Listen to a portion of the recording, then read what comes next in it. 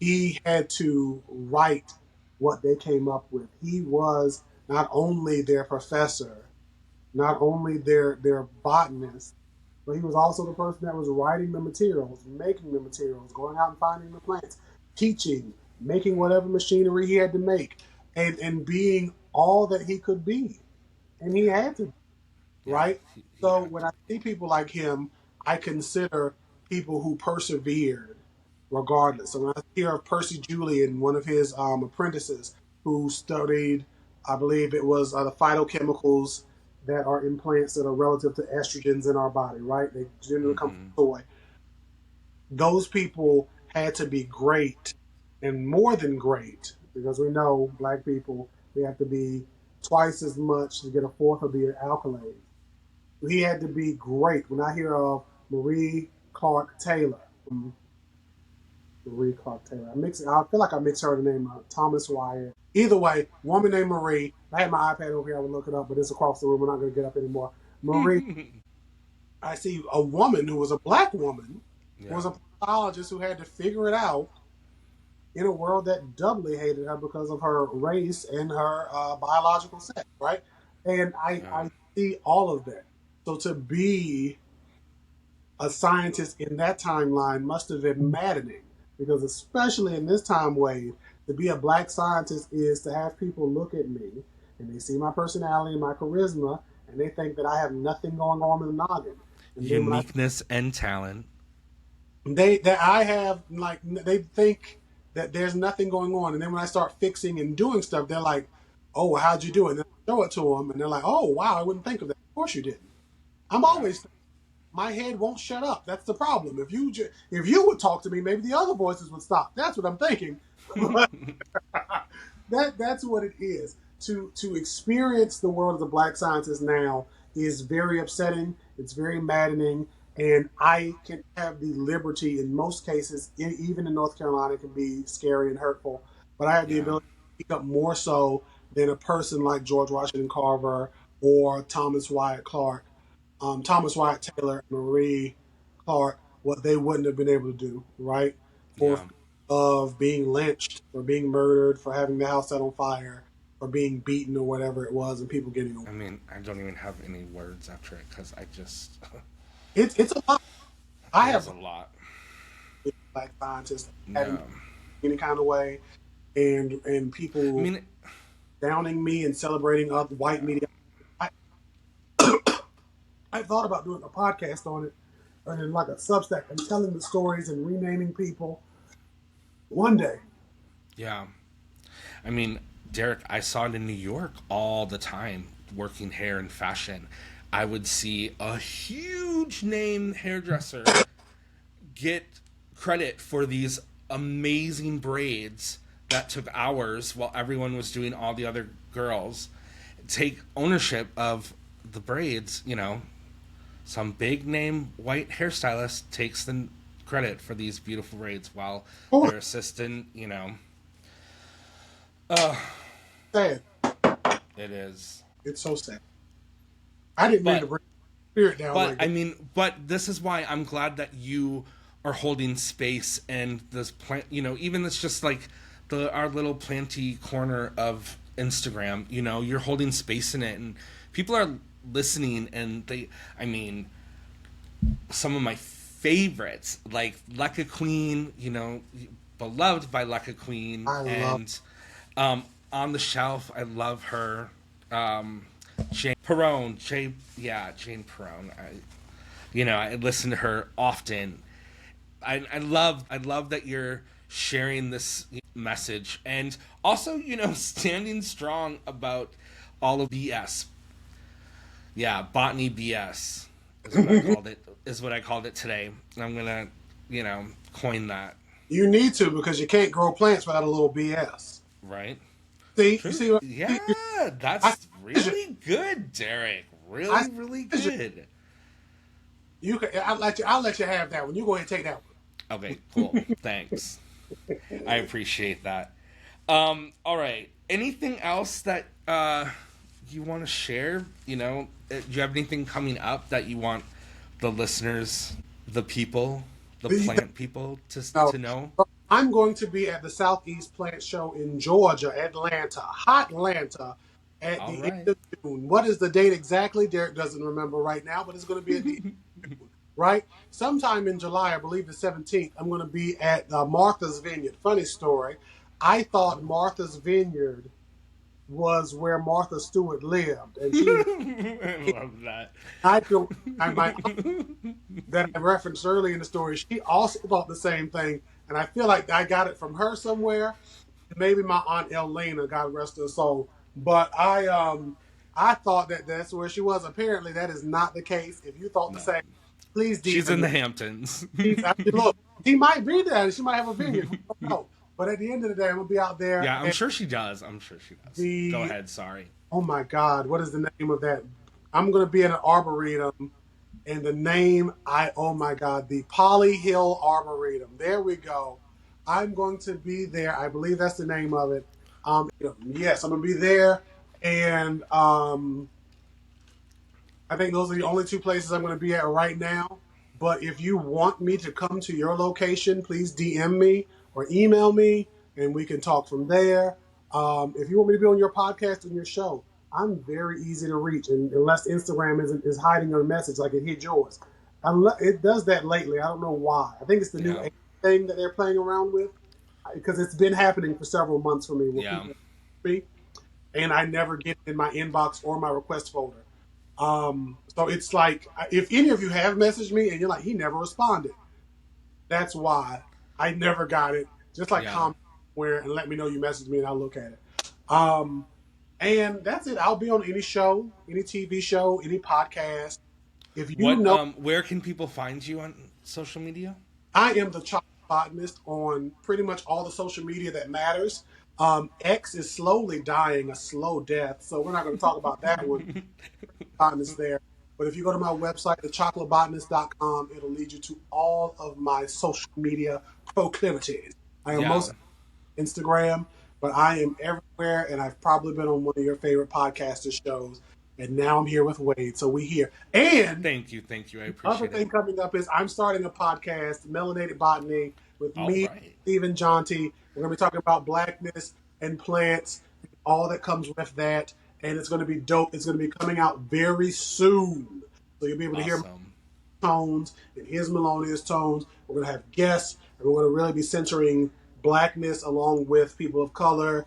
And we're going to have really anybody on that can talk something good about plants, especially, again, those science people who need to speak the facts. So Yeah. that's do it. What is that account called? It's Melanated Botany. We don't have an account just yet. We do okay. have two, but we haven't put anything on it yet. I think we recorded 6 or so episodes. We're just trying to get a drop date. And the There's people like numerous hosts. There's me and Stephen Jonty, who is a plant biologist in the Rhode Island area, the New Jersey area, and he and I had met on the LinkedIn of all places. We from the job I used to work, met some of my co-workers from the company's home base in Canada. He met some of them at a conference, so he was like, "Well, I wonder if there's any black people that work there." And he searched and searched, and he didn't have to search long. He found me, and we have been connected ever since. And he's been a true blue guy. He is a phenomenal grower, very knowledgeable plant biologist.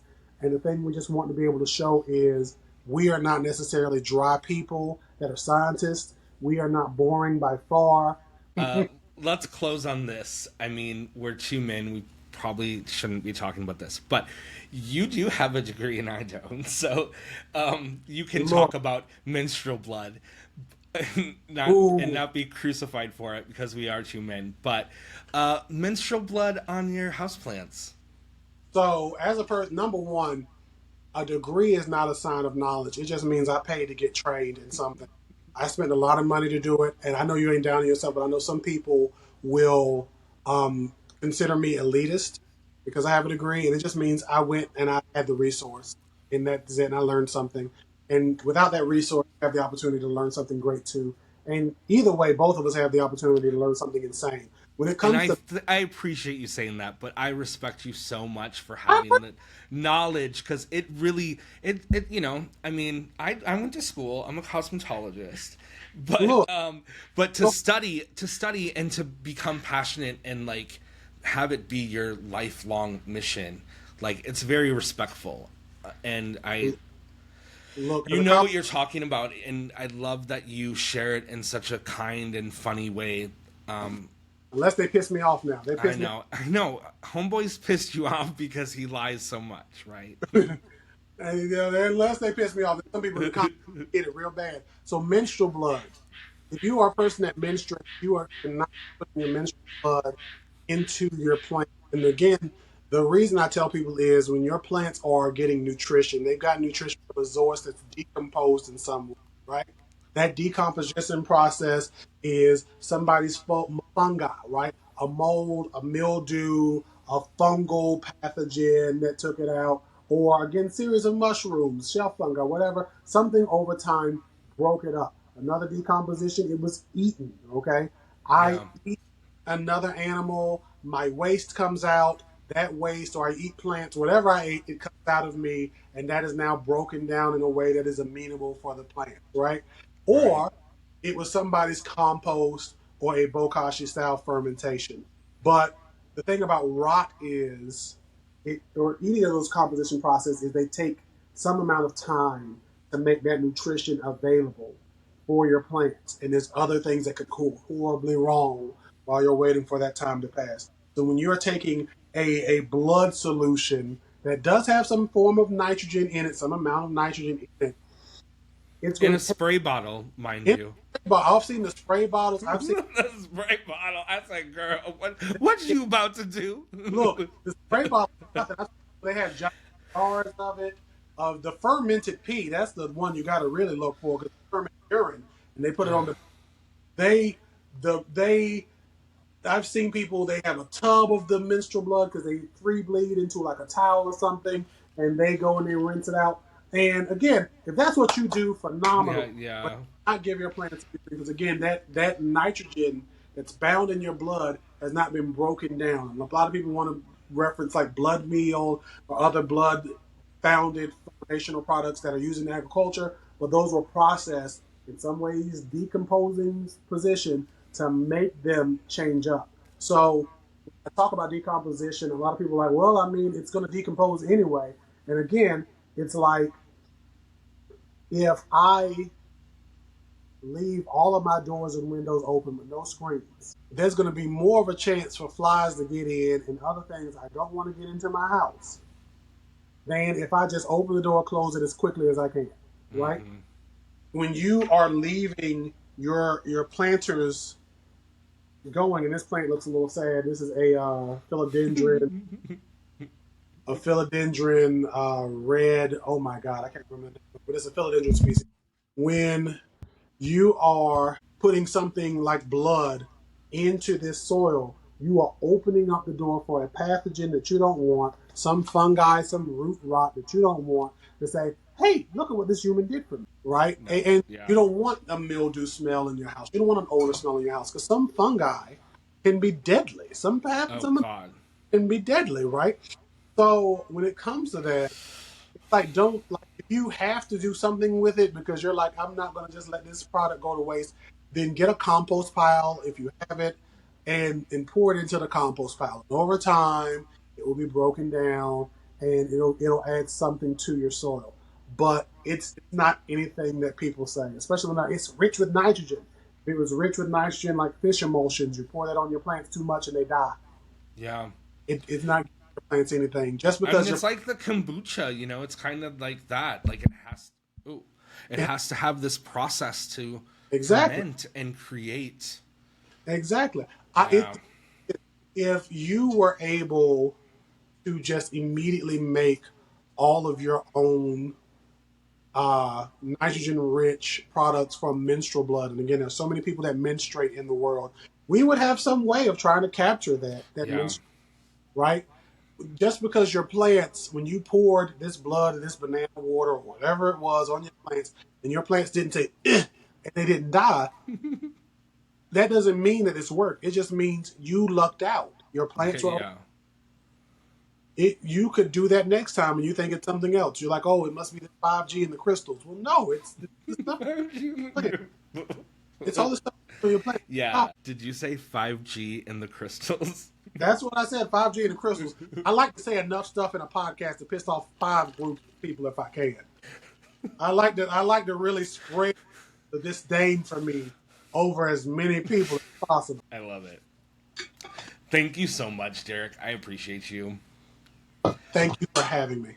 I know that this podcast is going to continue because I didn't think I was going to do 10 episodes, so we'll have to do it again and maybe do something more niche to one topic or something. But I love this. This was lovely. Thank you so much. Thank you so much. And next time we should get Steven on. Yes, for sure.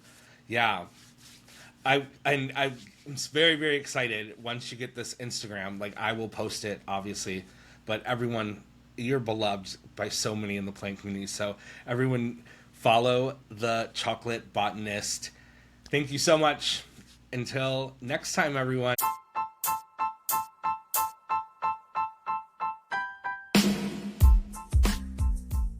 Hey, plant people. Thank you so much for tuning in to the 10th episode of the Plants by Wade Lee podcast. I hope you are enjoying this podcast as much as I am doing creating it. I don't think I had laughed so hard than I did interviewing Derek, the chocolate botanist. Make sure to follow him on all of his social medias. Next week, we have a very special guest, author of Happy Plants, Happy You, Camille Bell Hill, also known as the Plant Blurred on social media. We have an exciting conversation that you don't want to miss. Be kind to yourself and others. And remember, if you want that plant, buy that plant.